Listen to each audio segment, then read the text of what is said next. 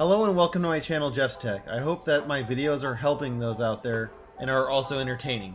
I have a lot of different stuff coming out soon.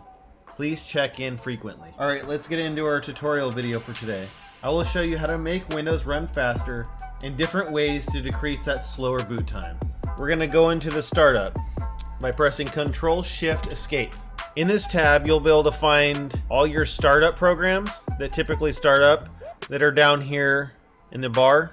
Over here you can actually click on the item and you'll notice, and you can disable the ones that you want disabled, and you can enable the ones that you want enabled. In this case, we want to go through and disable the ones that are starting up, programs that you don't need right away. Next, you want to go into services. You want to scroll through the services list to see what service that you want stopped. It's simple as that. Another thing you can do is look into getting an SSD hard drive.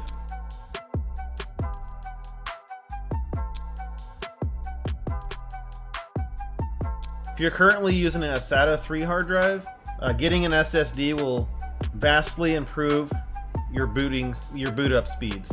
Another thing you can look into are memory upgrades. I know there's a lot of you that are still using DDR3.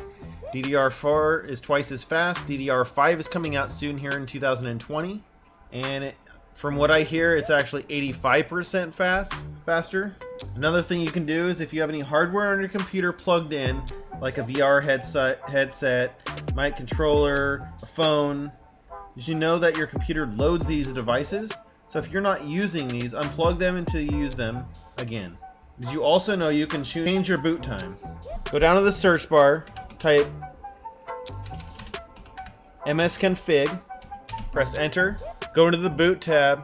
You can actually change the timeout setting when Windows starts. If you would like, you can change it down to about 15 seconds. And if you want it permanent, you can click the box. If you want to just test it out, click apply, click OK.